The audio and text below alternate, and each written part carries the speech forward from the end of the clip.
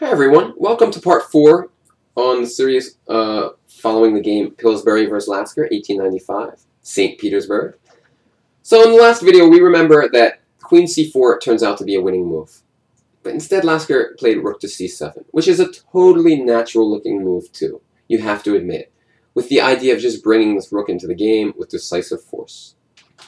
So White replied, why is it not saying what White replied with? 1 second. Alright, right, I fixed my PGN. White replied Rook to d2. Black played Rook to c4. Now your question, pause the video, and do your best to find White's best move here. So now, I'm going to show the answer now. Now is the moment when White can show why Rook c7 was less accurate than Queen to c4. And the point is, White has time to get all of his pieces into the game. In the game, White played the move Rook on h to d1. This move is a bit passive. White is simply sitting there defending the d4 pawn. There was a much better move, Rook to e1, going on the counterattack. And I'm actually a little bit surprised Pillsbury missed this move, because this is the type of move he's good at. So if Black takes on d4, Rook takes, and White has forced checkmate after Queen f7.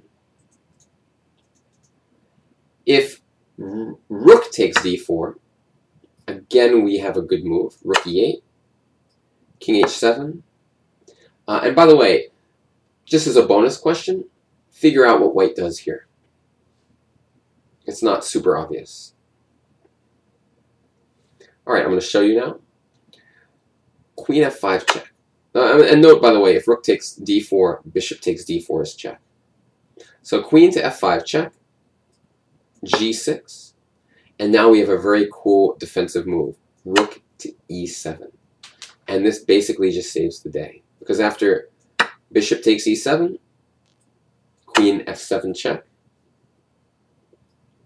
King h8. Wait, something's funny here for some reason. Oh yeah, I guess after King h8 we can just take the rook, and White's doing fine. So the key is this Rook e7 distraction move. So basically, after Rook e1, Black has nothing better than a draw. I can't remember, how does the draw work? Ah, yes! Queen a5 is the only move. Rook e8, King h7, Queen f5, g6, and now, okay, so if Queen takes f6, Queen c3 leads to something bad if I'm not mistaken. Oh, no. If Queen takes f6, Rook c1, and Queen c3. However, now is when Rook e7 is much more important. And after Bishop takes e7, Queen f7, King h8, Queen e8. And if I'm not mistaken, this line leads to a forced draw, like a perpetual check. And I don't believe White has anything better. So the point here was, and you have to be very exact, every other move is bad. Rook e1, going for counterplay, not just sitting there defending, is the key move that Pillsbury had to find. And if you didn't find it, maybe it means you're too busy defending when you should be looking for your own counter chances. Because after Rook e1, the game should end in a draw.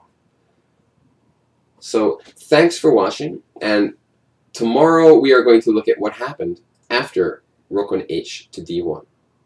Bye-bye.